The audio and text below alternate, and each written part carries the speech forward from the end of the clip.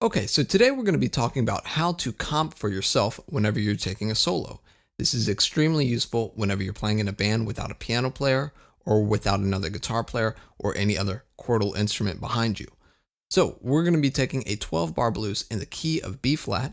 We're going to be playing our solo and then comping in between the different motifs or the different ideas. So the technique that I'm using is hybrid picking, where I'm holding the pick between my index and thumb, and I'm comping with my middle finger and my ring finger. And sometimes for 3-note chords, I'm using the pick plus those 2 fingers. And then for 4-note chords, you can either use all of your fingers, including the pinky, or you can strum with the pick, so a down strum or an up strum. Okay, so let's jump into the first lick or the first line of this solo. So right there you can see I'm using very small chords. I'm using just 2 notes. That's from the B flat 7 chord. It is the flat 7 and the major third of the chord. So I play my lick and then I comp using these 2 fingers again.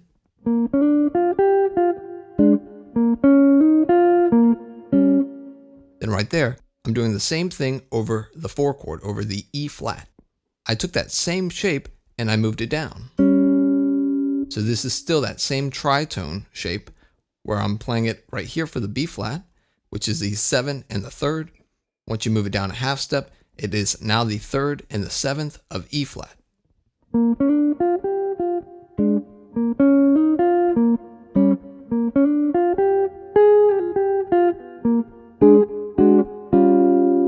Okay, so that last sequence right there, I'm adding in 3 notes, and I'm using the pick this time plus my 2 fingers. Still the tritone, okay, still the 2 notes of the B flat 7 chord, plus an octave for that A flat. Then I bring it down that 1 note. It becomes almost like a B flat altered chord. This is like a flat 13. You can also think of this as being part of an E9 chord because it's going to move down to E flat. Okay. All right, so let's do that one more time.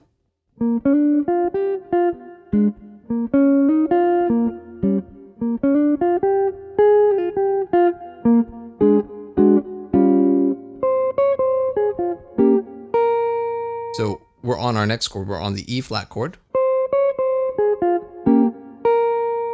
And I'm playing part of this, you can think of this as being part of the E flat 7 or being part of the E diminished chord. It works over each chord depending on the root. If I add the E flat, it's an E flat 7. If I turn that E flat into an E, it's diminished. Again, I'm using hybrid picking and I'm plucking 3 notes.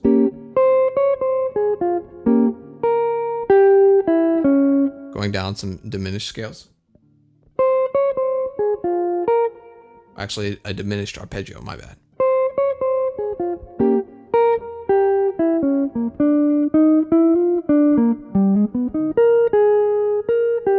So on this part right here, if you notice, I harmonized that line with some chords. I'm going up in A flat minor, and this is kind of an altered sound over the G7.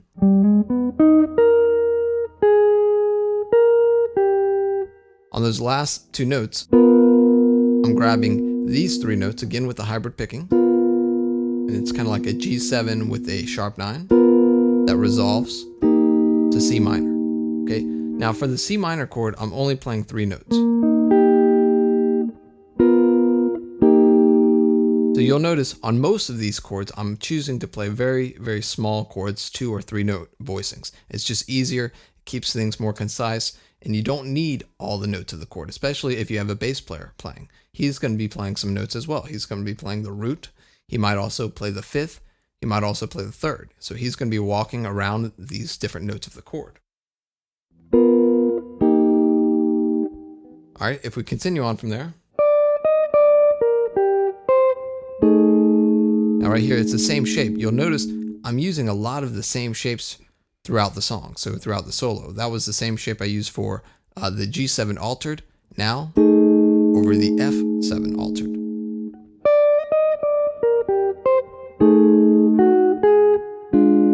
And then when I resolve back to the B flat, back to the 1, I'm using the same chord of voicing from the beginning, the flat 7 with the third, but I have the 5th on the top, still using hybrid picking. If I continue from there, we have the turnaround at the end. Now this is the toughest part, I think, of the solo. I play from the B flat 7, chromatically down, it's kind of quick, into this big G7 altered chord. Now, this is a 4-note chord. You could try to use all your fingers. That's using the pinky right there. But I kind of want to build some more energy here, and it's kind of quick, so I choose to strum the chord here. And then I'm resolving that to the 2 chords, to C minor. So on the C minor chord, another 4-note chord, I'm choosing to strum through all of these notes. And I have a bar on the 3rd fret. This gives me an F note, which kind of makes it like a C minor 11. It's the 4 or the 11 there. Okay, so let's take that from the B flat. So here's the B flat 7, going down. And then from that chord, I'm reaching with my pinky to grab a B flat. So, and then we're going to move way up here to finish off. This is another chord where I'm going to be strumming with the pick because I'm using 4 notes. And it is an F9, the 3rd, flat 7, the 9. Actually, it's a 13, F13, because you have the 13 on the bottom there. So you have the 3rd, flat 7, 9, and 13. So again, from the B flat, we have.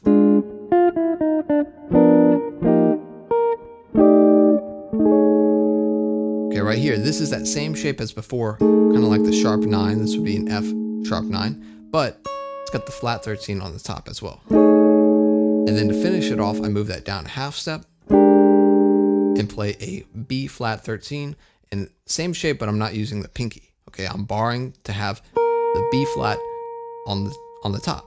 And that's another important thing for some of these chords, is you want to pay attention to the top note, because that creates a melody. So you'll notice at the end of this, I'm using the chords as the solo. Okay, that's kind of the solo line. I'm harmonizing the solo line with the chords. So here's that last bit again from the B flat 7.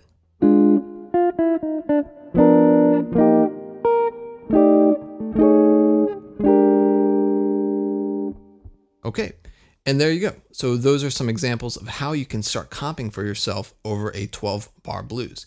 You can use this for any type of song, any genre. It works really well for jazz, of course, because you're going to be comping a lot in jazz and you're going to be taking solos. But try it out over bossa nova tunes, try it out over Latin jazz tunes, funk tunes, etc.